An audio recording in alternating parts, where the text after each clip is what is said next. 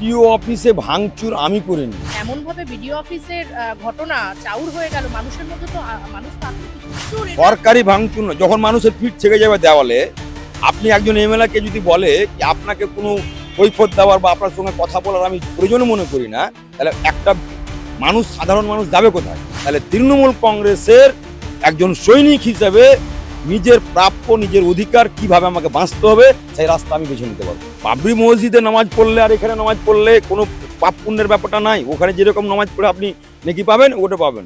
সাম্প্রতিককালে BDO office ভাঙচুর করার ঘটনায় একেবারে শিরোনামে উঠে আসেন মনিরুল ইসলাম, তৃণমূল বিধায়ক। আজকে আমি পেয়ে গেছি মনিরুলদাকেই। আমি প্রথমেই জিজ্ঞাসা করব যে এই যে বিডিও অফিস ভাঙচুরের ঘটনার সঙ্গে আপনার নাম জড়িত, কি বলবেন, মানে কেন করলেন এই ধরনের? বিডিও অফিসে ভাঙচুর আমি করিনি। সেখানে সর্বধর্মের মানুষ ছিল, অল পলিটিক্যাল পার্টির মানুষ ছিল। মানুষ বুঝে উঠতে পারছিল না যে আমি কি করব, কোনটা কাগজ দেবো। নির্বাচন কমিশনার বলছে 2002 সালের ভোটার লিস্টের নাম থাকলে আমার পরিবারের, মানে আমার ছেলে মেয়ের কোনো ডকুমেন্টস লাগবে না, অটোমেটিক হয়ে যাবে। মাধ্যমিক অ্যাডমিটকে বৈধতা দিতে হবে, রিসিপ্ট দিচ্ছিল না আমি যে কাগজ জমা দিলাম। এগুলো মানুষের বহিঃপ্রকাশ ঘটেছে, এটাই বলতে পারেন, এর বাইরে কিছু নয়। তারপরে আমাদের যেটা দাবি ছিল যে অঞ্চলে হিয়ারিংটা করতে হবে, হিয়ারিংটা অঞ্চলে করেছে, রিসিপ্ট দিতে হবে, রিসিপ্টের দেওয়া করেছে, এবং মাধ্যমিক কার্ড অ্যাডমিটকে বৈধতা দিতে হবে সেটা করেছে। এবং যারা বৃদ্ধা, 80 বছর 90 বছর, হ্যান্ডিক্যাপ, 1 মাসের ছেলে বাচ্চা নিয়ে কোলে করে নিয়ে আসছে, গর্ভবতী মেয়েরা আসছে, সকালে আছে রাত্রে যাচ্ছিল, তাদেরকে ছাড় দিতে হবে, বাড়িতে গিয়ে হিয়ারিংটা করতে। এই তো আমাদের দাবি ছিল। কিন্তু অন্য কোনো রাজ্যে তো হিয়ারিং এ এত সমস্যা হচ্ছে না, আপনারা কেন হিয়ারিংটা সুষ্ঠুভাবে হতে দিচ্ছেন না? না, অন্য রাজ্যের সঙ্গে বাংলার যে হিয়ারিং হচ্ছে, অন্য রাজ্যে শিথিলভাবে করানো হয়েছে, আর বাংলাতে আমার 14 গোষ্ঠীর খতিয়ান চাইছে। কথাটা আমার বুঝে দেখেন, এটা লাগবে ওটা লাগবে না। নির্বাচন, তাহলে তৃণমূল সত্যি ভয় পাচ্ছে, সেই জন্যই তৃণমূল কংগ্রেসের ভয় পাওয়ার কিচ্ছু নাই। 2026 সালে মমতা ব্যানার্জি চতুর্থবারের জন্য মুখ্যমন্ত্রী হবে, এবং আমাদের রেকর্ড যে আছে 2011, 16, 21 এবং 2026, আমাদের রেকর্ড আমরাই ভাঙবো, তৃণমূল কংগ্রেস ভাঙবে। এটা এখানে ভীতি হওয়ার কোনো ব্যাপারই নাই। নির্বাচন কমিশনার আর নীতি আদর্শ মেনে যদি কাজ করে, এটা নিরপেক্ষ সংস্থা, নিরপেক্ষ বজায় রেখে কোনো কাজ করতে হবে। নিরপেক্ষতা বজায় রেখে যদি কাজ না করে, তাহলে তৃণমূল কংগ্রেসের একজন সৈনিক হিসেবে নিজের প্রাপ্য, নিজের অধিকার কিভাবে আমাকে বাঁচতে হবে সেই রাস্তা আমি বেছে নিতে পারবো। মানে আবারও আপনি এইরকম ঝামেলায় জড়াবেন? এরকম ঝামেলায় জড়ানোর ব্যাপারটা নাই। ঝামেলা করলে ঝামেলা তো করতেই হবে। আপনি মারবেন আর আমি চুপচাপ বসে থাকবো? অন্য করে মানুষকে বাঁচাতে হবে না? কিন্তু আপনাদের নেতৃত্ব একথা বলে না, মারলেই মারো। আপনাদের নেতৃত্ব বলেন যে বদলা চাই। না না, আমাদের নেত্রী যদি বলতো, আমাদের নেত্রী বলেছিলেন 2011 সালে বদল চাই, বদলা নয়। তার জন্য তো আমরা এইভাবে চলছি। আমরা তো কোনো মারপিটের জায়গায় যাইনি। মানুষ যখন বুঝতে না পারবে, দেওয়ালে সরকারি সম্পত্তি ভাঙচুর, সরকারি ভাঙচুর না, যখন মানুষের পিঠ থেকে যাবে দেওয়ালে, আপনি একজন এমএলএ কে যদি বলে কি আপনাকে কোনো কৈফিয়ত দেওয়ার বা আপনার সঙ্গে কথা বলার আমি প্রয়োজন মনে করি না, তাহলে একটা মানুষ, সাধারণ মানুষ যাবে কোথায়? সাধারণ মানুষ তো আমাদের কাছেই আসবে।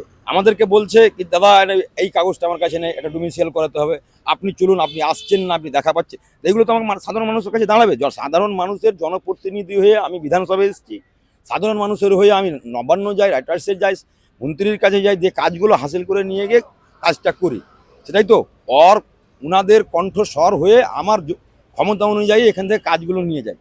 আমাকে উনারা প্রতিনিধি করে পাঠিয়ে যায়, তার জন্য আমাকে তো ওনার ভালো মন্দ, দুঃখের সুখে ওনাদের পাশে আমাকে দাঁড়ানো দরকার আছে। কিন্তু আইএসএফ বিধায়ক নওশাদ সিদ্দিকীও বলছেন যে এটা নির্বাচন কমিশনের কাজ নয়, তৃণমূল কংগ্রেস সম্পূর্ণ ভয় দেখিয়ে এই এসআইআরটাকে একেবারে কুক্ষিগত করার চেষ্টা করছে। দেখুন, ও তো বিজেপির বলানো ভাষা, বিজেপির সহযোগিতায় চলছে, আমি ওনার ব্যাপারে কিছু বলবো না। নওশাদ সিদ্দিকীও তো চাইছে তৃণমূল এবং বিজেপিকে হারাতে, উনি তো বারবার করে সেটাই বলছেন। উনি মুখে ওটা বলছেন, কিন্তু ঘটনা হচ্ছে বিজেপির সঙ্গে আতাত আছে, আর এইভাবে দেশ পিছিয়ে যাবে।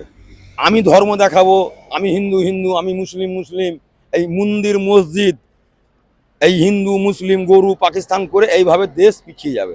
আমাদের কাছে মানুষ আমাদেরকে জনপ্রতিনিধিকে পাঠিয়েছে, আমাদের কাছে কি চাইছে? শিক্ষা, স্বাস্থ্য, রাস্তাঘাট, পানীয় জল। মন্দির কেউ চায়নি, মসজিদ কেউ চায়নি। আমরা যারা মানে রাজনীতিটাকে ধর্মের সঙ্গে রাজনীতিটাকে মিলে যে তারাই এই সব বলছে। আমরা কিন্তু সেকুলার দেশ। মমতা বন্দ্যোপাধ্যায় তো জগন্নাথ মন্দির করলেন, মহাকাল মন্দিরের উদ্বোধন করলেন। দেখুন ওটা করলেন, কিন্তু উনি একদম ভোটের না আগে না করলেন। উনি করলেন কিন্তু কবরস্থানগুলোকে ঘেরছে। উনি সর্বধর্মের বিশ্বাস রাখেন এবং মানব সেবায় বিশ্বাস রাখেন।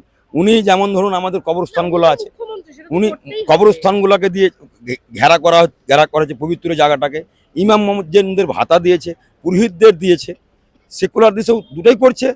আর বিজেপিতে পার্টিকুলার কোনো মসজিদ তৈরি করছে বা মুসলিমকে, আমি একজন মুসলিম, আমি যদি বিজেপি করি আমি জয় শ্রীরাম তো বলতে পারবো না। এটা কি ধরনের কথা? ধর্মীয় স্লোগানটা কেন রাজনীতিতে আসবে? তাহলে আপনারা যে বলছেন আপনি হুমায়ুন কবির- ভারতবর্ষে হুমায়ুন কবির ভারত বিজেপির, হ্যাঁ, অবশ্যই। রয়েছে, তাহলে হুমায়ুন কবির তো হুমায়ুন করলেন কবির নিজের মসজিদ। ধান্দা বলবো তো, হুমায়ুন কবির একটা ধান্দা জুড়েছে।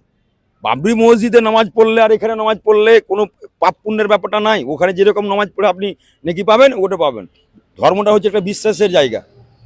বিশ্বাসটাকে ভাঙিয়ে খাচ্ছে। রাজনীতির সঙ্গে যে ধর্মকে জোড়াবে সেই হচ্ছে ধর্মনিরপেক্ষ লোক নয়। মানে মুখ্যমন্ত্রী করলে সেটা দোষ নেই, আদার্স মুখ্যমন্ত্রী বিজেপি উভয় পক্ষকে নিয়ে চলছে, সব সম্প্রদায়ের মানুষ। আজকে গির্জায় যান, আজকে আপনি আদিবাসী এলাকায় যান, সব ধর্মের মানুষকে নিয়ে মুখ্যমন্ত্রী চলছে। আমাদের বাংলাতে সম্প্রীতি বজায় আছে বলে এখানে রাজনৈতিকভাবে বিজেপি পারছে না। তার জন্য বিজেপি যেভাবে হোক ইডি সিবিআই ইনকাম ট্যাক্স দিয়ে আমাদেরকে হয়রানি করার চেষ্টা করে। সামনেই ভোট, মানুষ তো ভয় পাচ্ছে। আপনার এলাকায় ভোট দিতে পারবে মানুষ? অবশ্যই ভোট দিতে পারবে, মানুষের স্বার্থেই তো করেছি এটা। কিন্তু এমন ভাবে বিডিও অফিসের ঘটনা চাউর হয়ে গেল, মানুষের মধ্যে তো মানুষ তো আতঙ্কিত। মানুষ আতঙ্কিত। ফারাক্কায় যাবেন, ফারাক্কাতে আমার ওখানে দেখবেন আপনি হিন্দু মুসলিম খ্রিস্টান ঈসাই সাঁওতাল আদিবাসী, বাহাদুরপুর বলে একটা অঞ্চল আছে দেখবেন, ওখানে পাহাড় সমতল জঙ্গল সব কিছু আছে। আমাদের ভ্রাতৃত্ব এতটাই আছে, মসজিদের পাশে মন্দির আছে, মন্দিরের পাশে মসজিদ আছে। আমরা এক অপরের উৎসবে পুজোতে ঈদে আলিঙ্গন করি, মিষ্টি পাঠাই, যার যেরকম ভাবে হয়েছে আমাদের ওখানে। তাও ভোটের আগে এই ধরনের ঘটনা করে কি আপনি বুঝিয়ে দিলেন যে তৃণমূলকেই ভোটটা দিতে হবে? কথাটা হচ্ছে নির্বাচন কমিশনার এখনো মানুষকে হয়রানি করছে। যারা অবৈধ অনুপ্রবেশকারী আছে, আমরাও চাই না কি অন্য দেশ থেকে এসে এখানে কার্যকলাপ খারাপ করুক বা সন্ত্রাসবাদী হোক, এরকম আমরা চাই না। কিন্তু আমরা ভারতীয়, আমাদের পূর্বজনেরা এখানে জন্মেছে মরেছে, আমাকেই বারবার লাইনে দাঁড় হতে হবে, এরকম যদি করতে থাকে তা আমাদের আন্দোলন চলবে। একদমই। আমার সঙ্গে ছিলেন মনিরুল ইসলাম, ফরাক্কার বিধায়ক। ক্যামেরায় মহিমার সঙ্গে নিবেদিতা, বাংলা হান্ট, কলকাতা। আরো ভালো ভালো খবর দেখতে সাবস্ক্রাইব করুন বাংলা হান্টের ইউটিউব চ্যানেল। বাংলা হান্টের আরো খবর দেখতে নজর রাখুন। বাংলা খবর মানেই বাংলা হান্ট।